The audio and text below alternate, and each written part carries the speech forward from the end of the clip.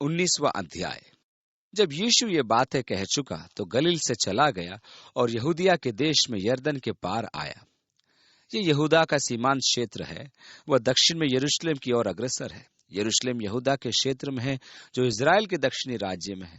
उसने उत्तर में निप्ताली और सुखार के क्षेत्र से कूच कर दिया और यरदन पार यहूदा क्षेत्र में प्रवेश किया। और एक बड़ी भीड़ उसके पीछे हो ली और उसने उन्हें वहां चंगा किया। तब फरीसी उसकी परीक्षा करने के लिए पास आकर, ध्यान दीजिए, ये प्रश्न यीशु की परीक्षा के लिए था। वे उसे फंसाना चाहते थे। वह यीशु को उसके शब्दों में फंसाना चाहते थे। आपको ये जान लेना महत्वपूर्ण है कि फरीसियों ने यीशु को फंसाने के लिए यह प्रश्न किया था। इसलिए उन्होंने पूछा, कहने लगे, क्या हर एक कारण से अपनी पत्नी को त्यागना उचित है?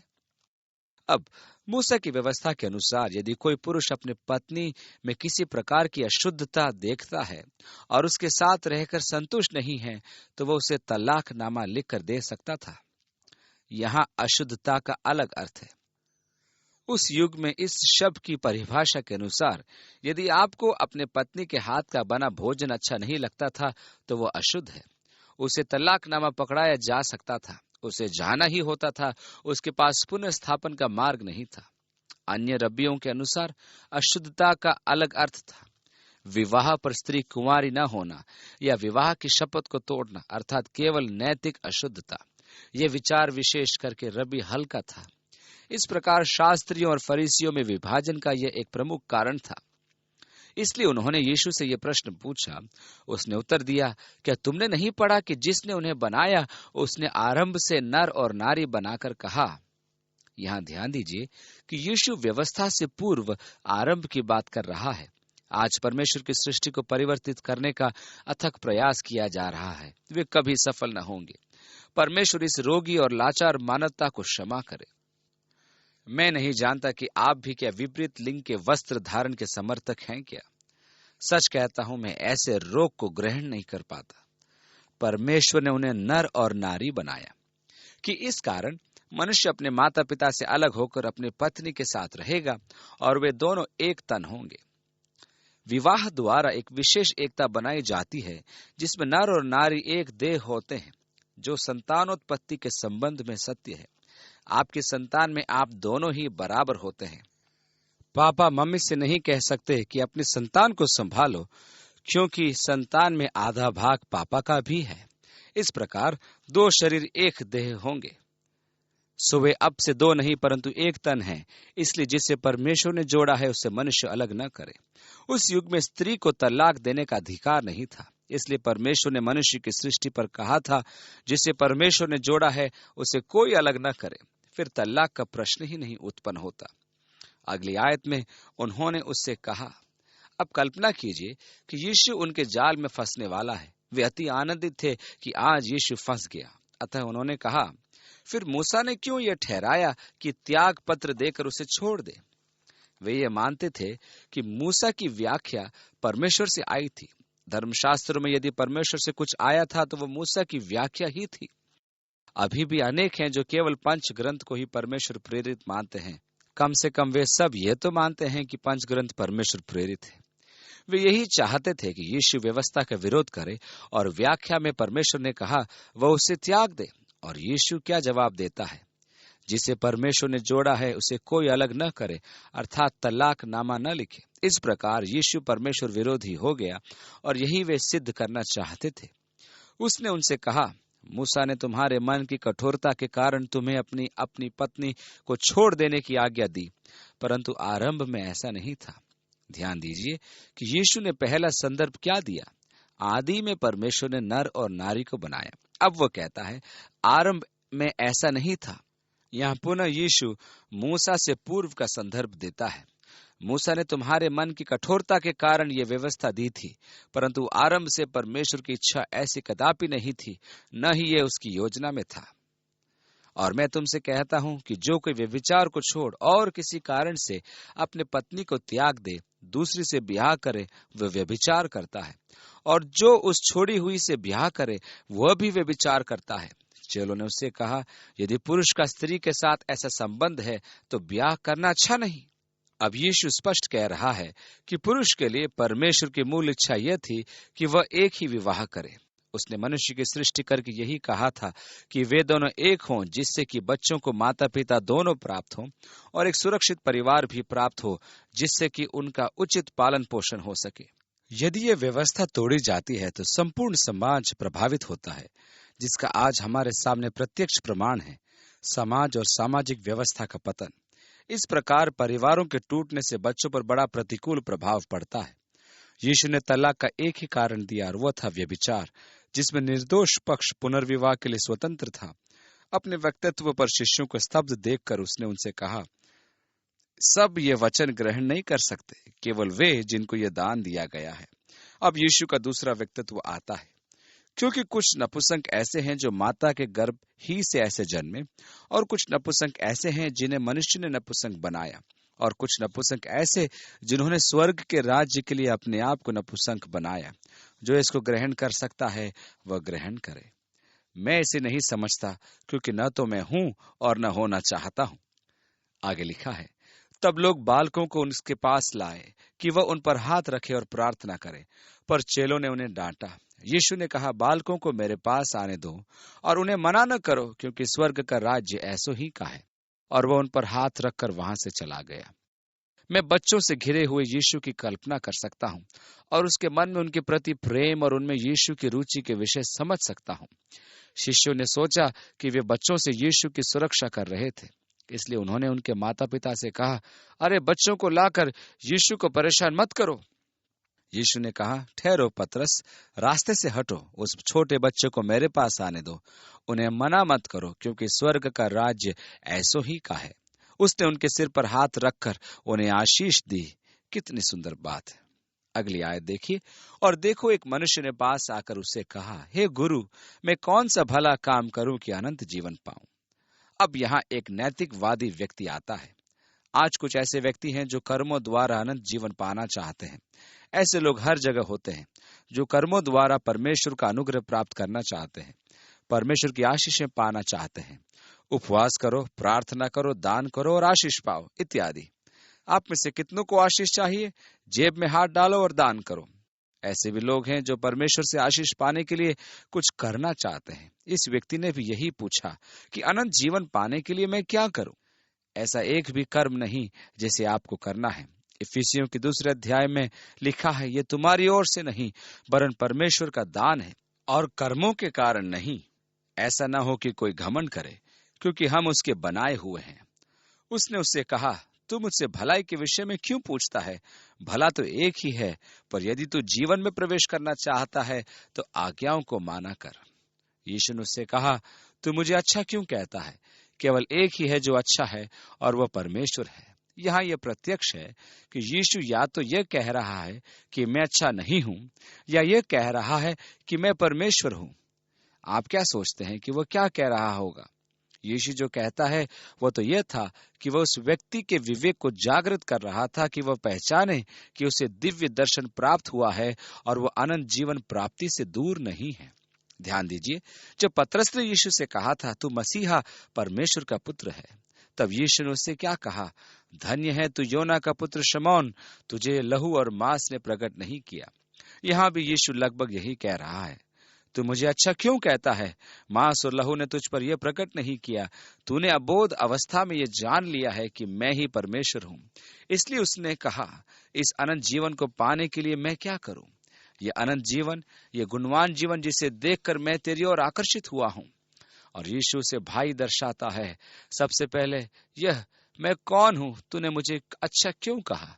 परमेश्वर को छोड़ अन्य कोई अच्छा नहीं है। और आगे यीशु ने कहा, पर यदि तू जीवन में प्रवेश करना चाहता है तो आज्ञाओं को माना कर। उसने उससे कहा, कौन सी आज्ञाएं? यीशु ने कहा, यह कि हत्या न करना, व्यभिचार न करना, चोरी न करना, झूठी गवाही न देना, अपने पिता और अपनी माता का आदर करना और अपने पड़ोसी से अपने समान प्रेम रखना। यहाँ ध्यान दीजिए कि यीशु ने 10 आज्ञाओं की पहली तख्ती से एक भी आज्ञा नहीं दोहराई। उसने मनुष्य और परमेश्वर के संबंध के विषय में कुछ नहीं कहा। जो पहली 4 आज्ञाएं हैं, तो किसी और की उपासना न करना, तो मूर्ति न बनाना, तो अपने परमेश्वर का नाम व्यर्थ न लेना, तो सब्त का दिन पवित्र रखना, उसने केवल दूसरे भाग से आज्ञा को लिया और उसके सामने दोहराया, क्योंकि यह व्यक्ति नीति शास्त्री था। यह वह व्यक्ति था जो किसी ऐसे कर्म की खोज में था जिसके द्वारा वह अनंत जीवन प्राप्त करे। उसका संपूर्ण जीवन कर्म कांड में व्यतीत हुआ था। यही कारण था कि यीशु ने उसे उन आज्ञाओं का स्मरण कराया। जब यीशु ने उसे इन आज्ञाओं का स्मरण दिलाया, तब उस जवान ने उससे कहा, इन सब बातों को तो मैंने माना है, अब मुझ में किस बात की घटी है? यह व्यक्ति एक धनी पुरुष था और नीति शास्त्री भी। उसने मनुष्य के साथ समस्त सदाचार पूरे किए थे। अपने संपूर्ण जीवन उसने भले और उचित काम किए थे, परंतु उसे अपने जीवन में कमी का आभास हो रहा था। वह देख सकता था कि उसके पास वह नहीं है जो यीशु के पास है। मुझ में ऐसी क्या कमी है? वह ये जानता था कि एक सदाचारी जीवन और धन धान्य से अधिक कुछ है। क्या है वो कमी? यीशु ने उससे कहा, यदि तू सिद्ध होना चाहता है तो जा, अपना माल बेचकर कंगालों को दे और तुझे स्वर्ग में धन मिलेगा, और आकर मेरे पीछे हो ले।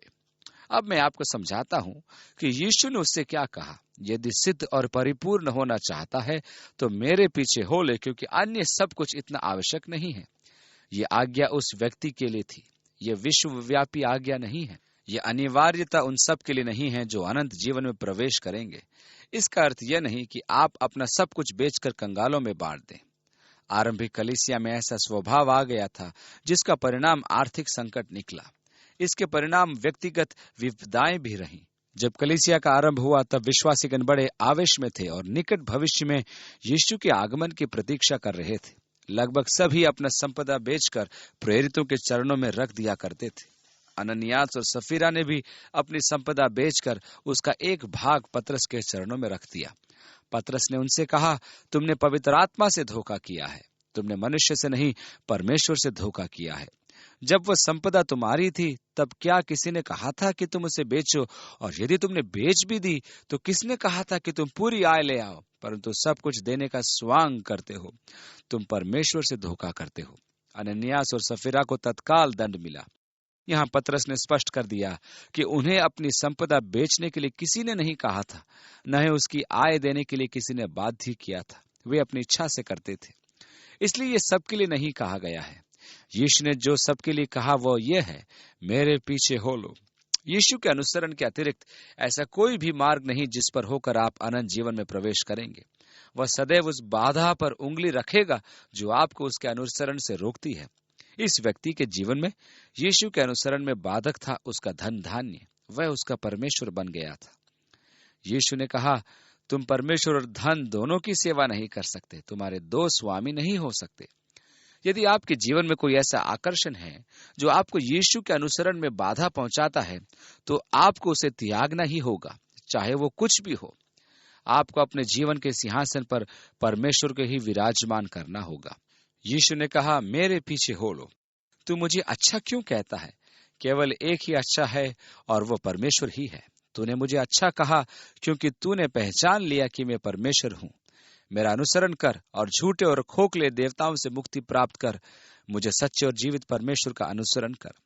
यह अति महत्वपूर्ण है कि आप ये समझ लें, क्योंकि बहुत से मसीही अगुवे हैं जो आपसे कहेंगे कि अपना सब बेचकर कंगालों को दे दो। ऐसा नहीं है। ये सबके लिए नहीं है। सबके लिए जो अनिवार्य आदेश है वह यह है, मेरे पीछे हो लो। यह आपकी परिपूर्णता है। वह अनंत जीवन का मार्ग है। उससे अलग कोई सच्चा जीवन नहीं है। अब 22वीं आयत से, परंतु वह जवान ये बात सुनकर उदास होकर चला गया, क्योंकि वो बहुत धनी था।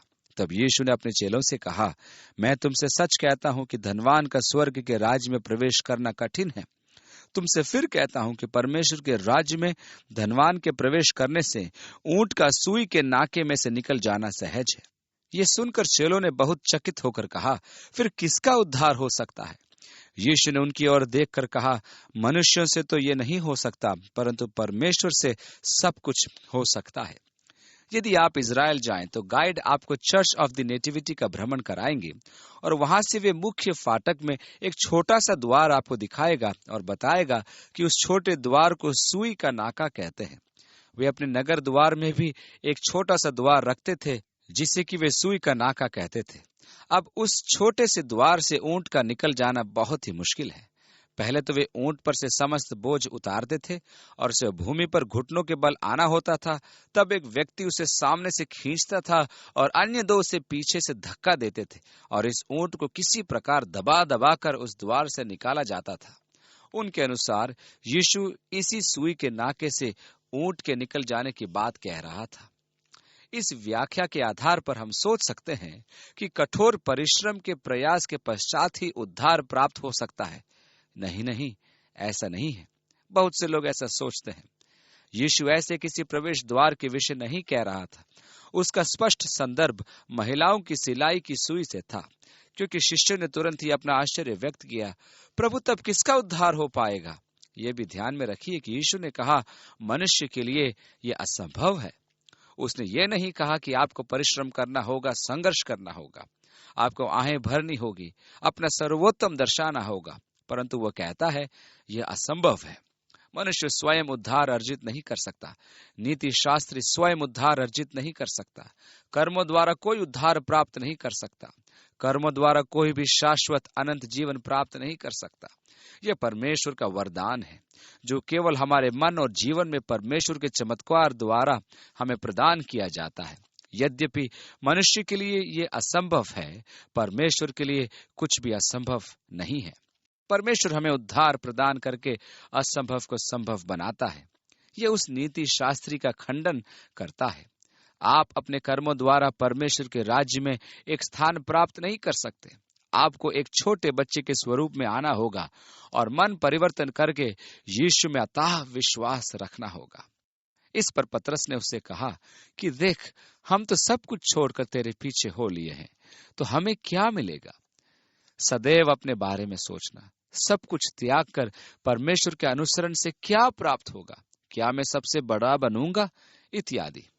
यीशु ने उनसे कहा, मैं तुमसे सच कहता हूं कि नई उत्पत्ति में जब मनुष्य का पुत्र अपने सिंहासन पर बैठेगा, तो तुम भी जो मेरे पीछे हो लिए हो 12 सिंहासनों पर बैठकर इज़राइल के 12 गोत्रों का न्याय करोगे।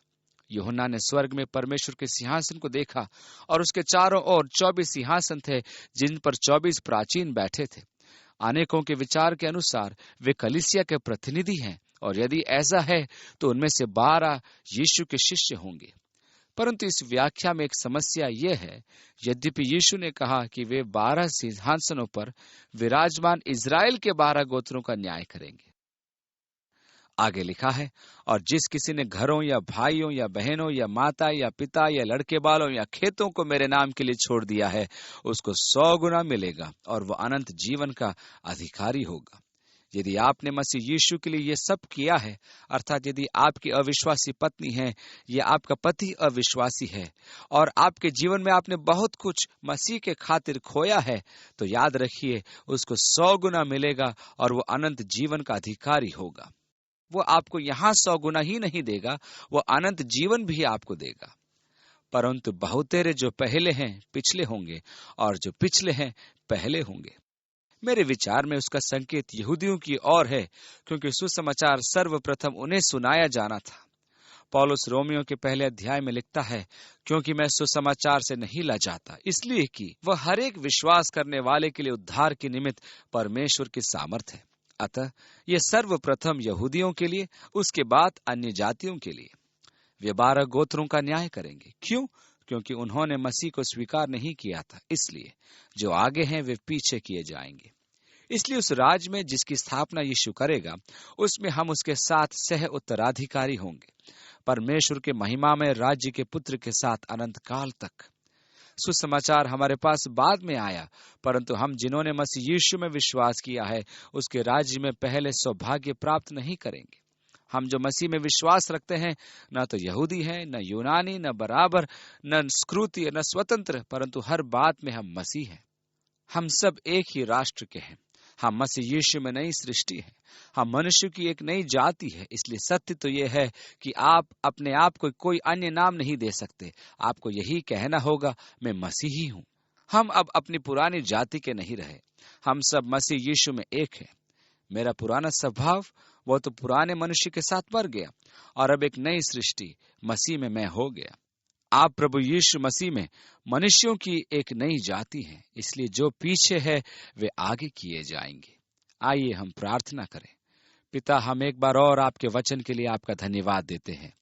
ये सत्य है कि वह हमारे पांवों के लिए दीपक और हमारे मार्ग के लिए ज्योति है। हम उसकी ज्योति में चलें, उसके सत्य के आज्ञाकारी हों, और प्रभु तेरे वचन को अपनी समझ के अनुसार व्याख्या न करें, अपितु अपनी समझ को तेरे वचन के आधार पर विकसित करें। पिता, हमारी सहायता कर कि हम तेरे सत्य के अधीन सिर झुकाएं, न कि सत्य को अपने अभद्र आचरण के निमित्त विकृत करें। यीशु, तेरे वचन हमारे मन को छेद दे, और हे परमेश्वर, हमें आज्ञाकारिता की आत्मा, क्षमा की आत्मा प्रदान कर। यीशु के नाम में मांगते हैं, आमीन।